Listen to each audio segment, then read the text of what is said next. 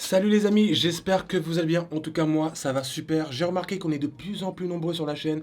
Je vous dis un très grand merci à ceux qui viennent de s'abonner et aux anciens bien sûr. Tout ça, c'est grâce à vous. En tout cas, dans cette vidéo, on va faire un petit tour de l'arrière-plan, tout spécialement tout ce qui est décor et lumière. On se retrouve juste après l'intro pour ça.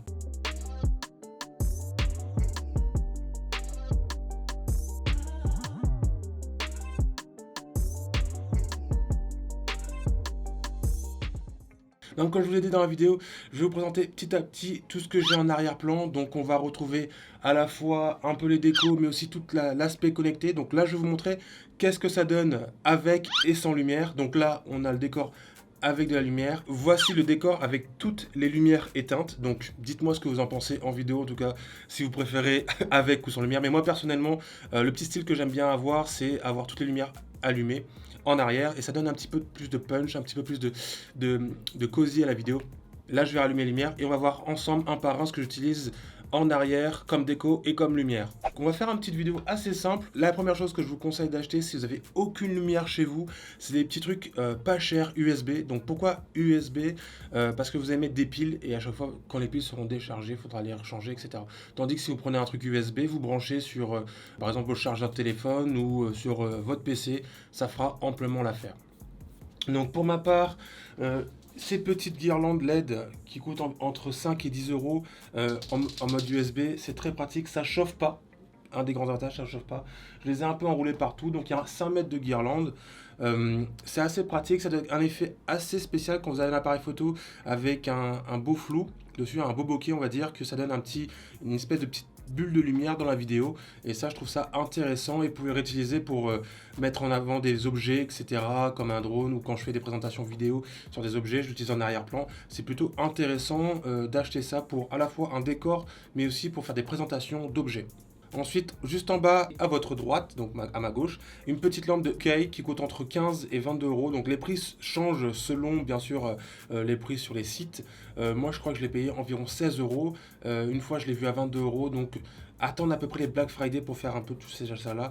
C'est des achats qui vont améliorer votre setup, entre guillemets, mais aussi vos arrière-plans de vidéo. Alors, l'avantage de ce produit, c'est qu'il est assez coloré. On peut régler l'intensité, mais aussi la couleur. Avec l'option de toucher en fait la base de la lampe. Le souci de la base de la lampe, c'est que c'est pas assez précis pour moi, donc je vous disais la petite notice. On peut pas laisser une couleur fixe, du moins j'ai pas encore trouvé comment laisser une couleur fixe pour ma part. Et le désavantage de cet objet, c'est que si on l'éteint, il va pas se remettre automatiquement sur le mode où on l'a laissé. Donc ça, je trouve assez dommage parce que j'utilise pas mal de petits relais connectés justement pour allumer et éteindre tout en même temps. Ça m'évite de brancher un par un tout ça. En parlant de relais connectés d'ailleurs, les guirlandes LED que je vous ai présentées juste avant, elles sont connectées à un relais déjà active avec Google. Ça va allumer toutes les lumières. Ensuite, j'ai des lampes de chez Philips Hue. Je vous mettrai tous les liens dans la description parce que j'ai pas les références exactes. Donc, ils sont quand même connectés à mon Google Home. Je peux régler indépendamment. Donc, il faut un pont Hue. Donc, n'oubliez pas ça pour régler les petites bandes de chez Philips. Il faut un pont Hue parce que sinon, ça ne fonctionne pas. Vous allez avoir que de la lumière blanche. Et en plus, comme c'est des LED RGB, je peux mettre l'intensité, la couleur que je veux. Je peux même le synchroniser avec mon PC ou avec mon téléphone pour avoir une petite scène mise en scène quand je fais des lives.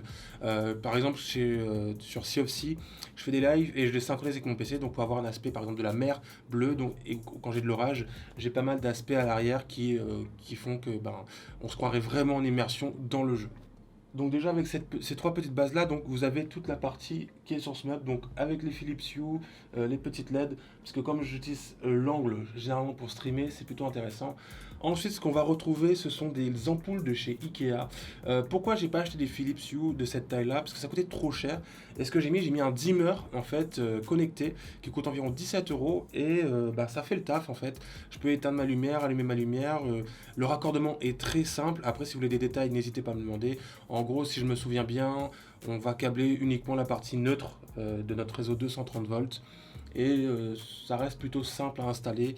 Attention, si vous n'êtes pas à l'aise avec l'électricité, demandez à quelqu'un qui sait le faire dans votre entourage. C'est plutôt simple, il faut juste enlever le disjoncteur, vérifier qu'on n'a pas de tension avec un multimètre, etc. Et brancher tout ça. Donc, derrière moi, en fait, j'utilise des mouches que j'ai achetées. Ça donne un petit effet, mais aussi c'est pour le point de vue acoustique, c'est plutôt intéressant d'un point de vue acoustique, mais aussi design. C'est pour ça que j'ai pris des mousses et je les ai positionnées comme ça.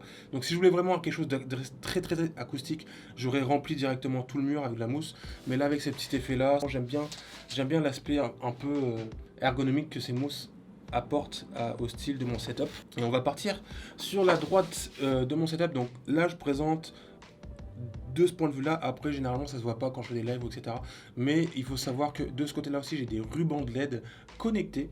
Alors les rubans de LED connectés, l'avantage aussi c'est que je vais pouvoir l'activer avec la voix. Donc quand je dis à Google de tout allumer, il allume tout et j'ai pas besoin de passer un temps à prendre une télécommande, allumer un par un. Certes, ça a un petit coût, c'est une dizaine d'euros plus cher qu'un ruban de LED normal, mais je me rends compte que finalement, une fois que c'est posé, j'ai pas besoin de passer sous le bureau pour brancher, etc. Oui, passer sous le bureau. On a tous entendu ça. Bon, enfin bref, donc j'ai deux versions de ruban de LED, une de 5 mètres et une de 10 mètres. Donc j'en ai une qui part sur le mur pour donner un effet bleu qui va en fait opposer plutôt la partie froide et ici la partie chaude. Et ce qui va en fait donner un effet un peu science-fiction, même si ça se voit pas.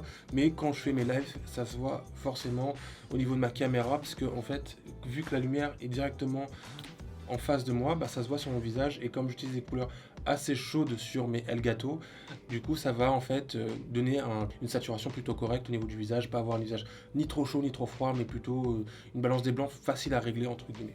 Ensuite, ce que je me sers assez souvent, que ça fait un peu un effet cockpit, ma déco entre guillemets. Donc en fait là ça va être au niveau de mon écran, en fait je vais utiliser des fonds plutôt colorés avec Wallpaper Engine. En fait c'est une application qui se trouve sur Steam, mais vous pouvez la trouver aussi sur d'autres sites comme les Reddit ou les GitHub, etc. En fait, c'est ce qui va vous permettre de faire des effets avec ma tour, tout ce qui est RGB dans ma tour. Si vous voulez, n'hésitez pas à me le dire en commentaire, je vous ferai une description totale dans ma tour, dans une autre vidéo si vous le voulez. Et donc là, en fait, on va mettre des petites animations qui vont bouger, en fait, qui vont interagir avec mes différentes LED à l'intérieur de mon PC pour justement mettre des couleurs, mettre un aspect plutôt cosy, avoir un fond qui change, etc. Par exemple, là, j'ai mis un petit tableau périodique sur mon écran qui est juste au-dessus, donc du coup je peux interagir, voir les éléments, etc. Le conseil que je peux vous donner, c'est que mettre un peu de lumière en arrière-plan, ça donne toujours un petit effet cosy à votre vidéo si vous cherchez à faire des vidéos YouTube, mais aussi quand par exemple vous recevez du monde dans votre salon, vous mettez, je sais pas, deux petites boules de lumière, etc. C'est plutôt intéressant.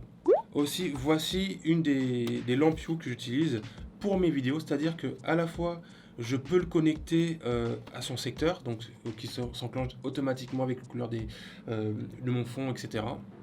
Mais je peux l'utiliser aussi pour présenter des objets, faire pas mal de petites présentations, mettre sur une plaque, mettre en dessous, utiliser différents angles. Par exemple, si je veux présenter un objet, par exemple, pendant mon téléphone, hop, faire des effets que le téléphone, etc. avec des effets de lumière, c'est plutôt intéressant en soi d'avoir cette petite boule. Donc cette petite boule, je vous mettrai le lien dans la description. L'avantage, c'est qu'elle a une batterie à l'intérieur, donc elle peut tenir jusqu'à 2 heures, je crois, sans être connectée. Mais le souci que je pourrais dire là-dessus, en fait, c'est au niveau de la disposition. Donc, si je vais brancher le câble qui est juste ici, je vais le brancher à l'arrière, et en fait, au niveau de la pose, elle ne sera pas forcément bien stable avec la disposition du câble. C'est un petit bémol, mais ensuite, moi, de la façon que j'utilise, c'est amplement suffisant. Ça me permet de faire des effets, etc. Et on va dire, en termes de lumière, on peut aller entre 5 à 150 € dans la lumière, mais pour un budget, on va dire, pour un budget de 50 €, vous pouvez déjà avoir la OK, les petites rubans LED et pas mal de petits relais pour automatiser tout ça. En fait, le fait d'automatiser tout ça, ça reste intéressant parce qu'on peut couper l'électricité d'un coup, mais aussi ça permet d'éviter, par exemple, si vous avez plusieurs rubans de LED, plusieurs petites lampes à allumer, avoir des ampoules connectées, etc. C'est plutôt intéressant, je vous l'avouerai, parce que ça fait un gain de temps. Donc j'ai fait à peu près le tour de mon petit décor. N'hésitez pas à me le dire en commentaire si vous voulez plus de détails dans ma tour ou spécifiquement dans le décor en lui-même. Je ferai une nouvelle vidéo. En tout cas, je vous remercie. Si tu as aimé cette vidéo, n'hésite pas à mettre un pouce bleu et de la partager. On se retrouve la prochaine fois pour de nouvelles vidéos.